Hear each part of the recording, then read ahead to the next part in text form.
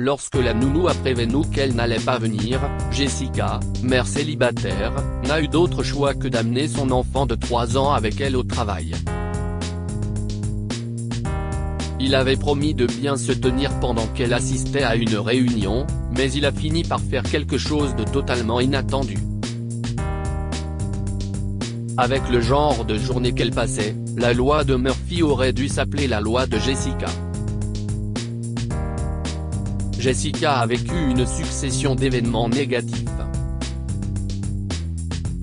Elle était en retard au travail pour la 2e fois de la semaine.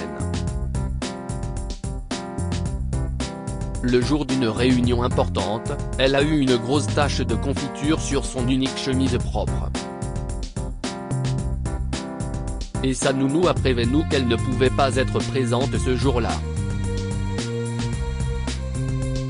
Bien sûr, des choses plus importantes s'étaient mal déroulées dans la vie de Jessica ces dernières années. Elle avait épousé dans la hâte un homme qui n'avait aucun projet de vie.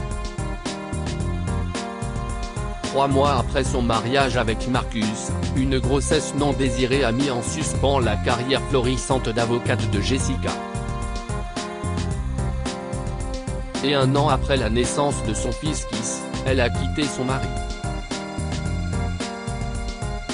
Marcus s'est avéré être un enfant de plus dont Jessica devait s'occuper. Jessica a toujours ressenti un peu de culpabilité à propos de son fils Keith.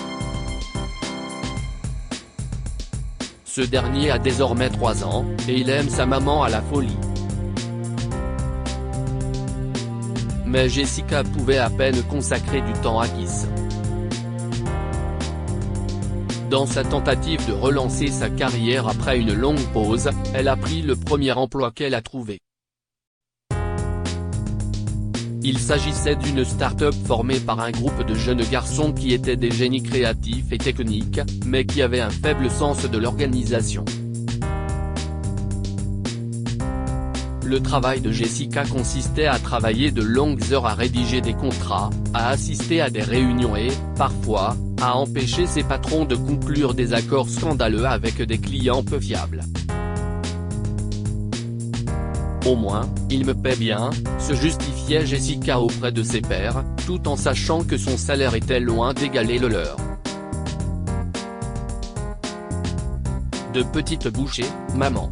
Et finis ton jus de fruits. Jessica a gloussé et a serré la main de son petit garçon intelligent. N'importe quel autre jour, Jessica aurait embrassé Keith pour lui dire au revoir avant de partir au travail.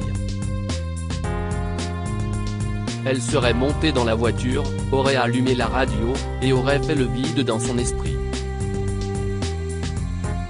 Elle regardait autour d'elle et voyait des gens qui accompagnaient leurs enfants à l'école ou qui allaient au travail en couple. Jessica avait presque oublié ce que cela faisait d'avoir un partenaire qui l'aimait, la choyait et l'aidait. Derrière le volant de sa voiture, elle se demandait souvent si elle retrouverait un jour l'amour. Ce trajet en voiture étant la partie de la journée où elle se sent le plus seule. Mais pas aujourd'hui, pensait Jessica en souriant. Ce jour-là, elle devait emmener Keith avec elle au travail. Elle savait que cela serait mal vu par ses patrons, mais c'était l'unique façon pour elle d'assister à la réunion. D'un autre côté, l'air de solitude qui régnait dans la voiture a été remplacé ce matin-là par de délicieux badinages enfantins et des comptines. J'ai l'impression que la journée va bien se passer, pense Jessica, qui ressent un étrange sentiment d'apaisement. Keith avait promis à sa maman d'être sage toute la journée. Qu'est-ce ce que tu veux en retour ? demanda-t-elle. Rien. Je veux juste des crêpes pour le déjeuner.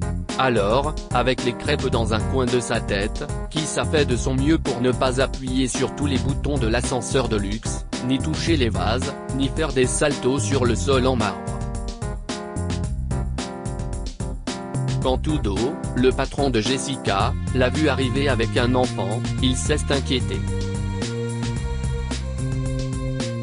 J'espère que vous n'avez pas l'intention de le garder ici. Il y a une réunion à laquelle vous devez vous rendre. Bonjour à vous aussi, Monsieur Boss, qui ça fait un salut spectaculaire. Tout le personnel a éclaté de rire et était impressionné par l'humour du petit garçon. Udo essaie de ne pas avoir l'air embarrassé, sourit brièvement à Keith, puis chuchote sévèrement à Jessica, si vous ne pouvez pas arriver à l'heure ou garder tes affaires personnelles à la maison, vous devez revoir votre carrière. C'est pour cela que les entreprises évitent d'embaucher des femmes qui souhaitent réintégrer le marché du travail. Ce n'est pas un endroit où vous pouvez être maman. C'est un lieu de travail. Point d'accord, ça suffit. Jessica était sur le point de déverser sa colère refoulée sur son patron. Juste à ce moment-là, les clients sont entrés dans la salle de réunion adjacente. À la surprise d'Udo, il s'agissait d'une équipe de 5 femmes et d'un homme.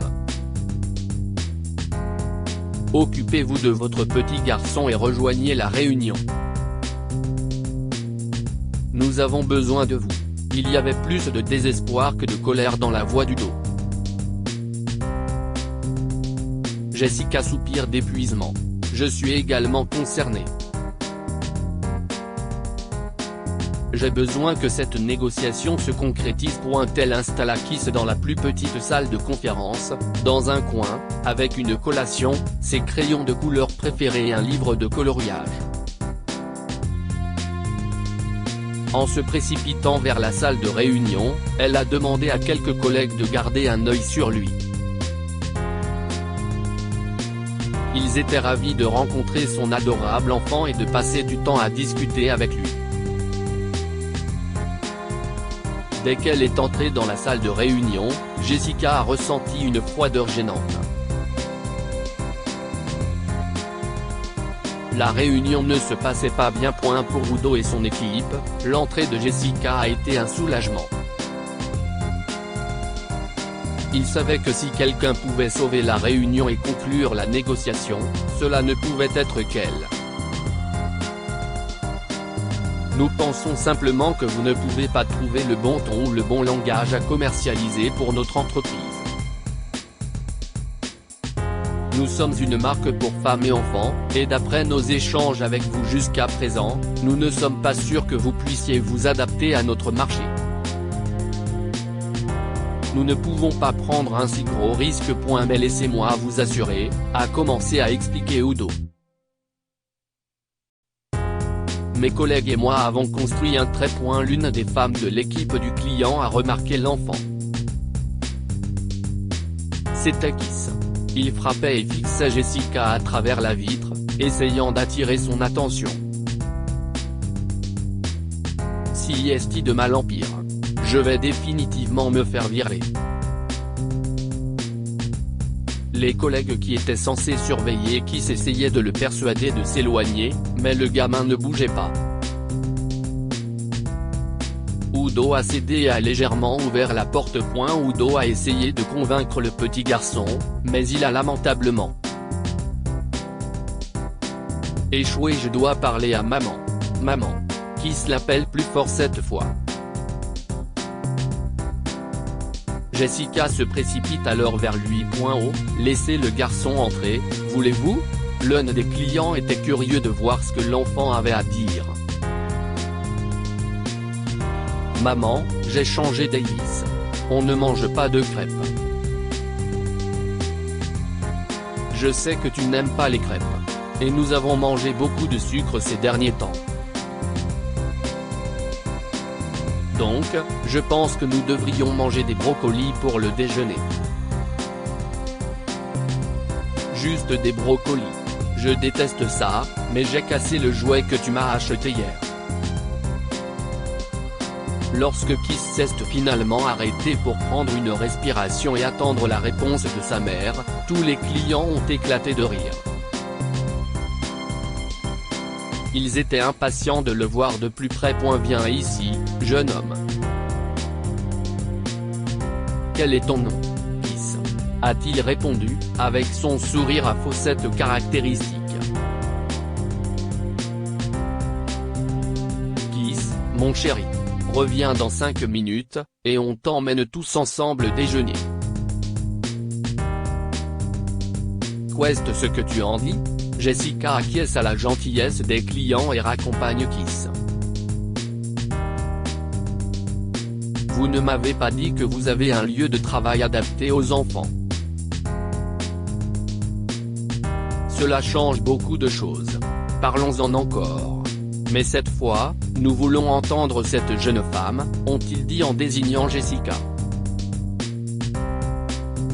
Jessica ne s'est pas fait prier. Elle avait mis des jours de travail pour élaborer la proposition et le contrat parfait pour les clients. Elle a présenté tout cela avec confiance et enthousiasme. Et alors qu'elle était sur le point de terminer, Kiss a de nouveau frappé à la porte. Vous avez dit 5 minutes. Les 5 minutes sont écoulées. Udo et Jessica sourient maladroitement aux clients, espérant avoir réussi à les convaincre de conclure la négociation. Les 6 cadres se regardent brièvement et clignent des yeux en signe d'approbation. Eh bien, mesdames et messieurs, nous sommes d'accord. Nous aimerions vous proposer un contrat d'1 an pour $1 million. Tout ça grâce à ce petit garçon. Et à sa brillante mère. Udo a regardé Jessica, qui rayonnait de fierté. Alors qu'il quittait la salle de réunion, il lui murmure, « Je suis vraiment désolé pour tout à l'heure, Jess. Tu es génial. Je pense que je mérite le brocoli. » Qu'avons-nous appris de cette histoire ? Les enfants ont une façon de nous ouvrir avec leur innocence. Kiss, âgé de 3 ans, a réussi à calmer sa mère, à contester l'impolitesse de son patron et à briser la tension et la gêne d'une salle de réunion remplie de personnes, simplement par ses mots sincères et non filtrés. Élever un enfant n'affaiblit pas une femme, cela ne fait que la rendre plus puissante.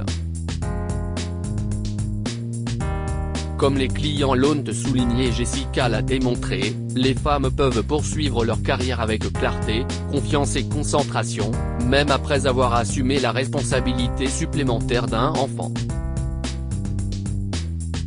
Partagez cette histoire avec vos amis. Elle pourrait égayer leur journée et les inspirer.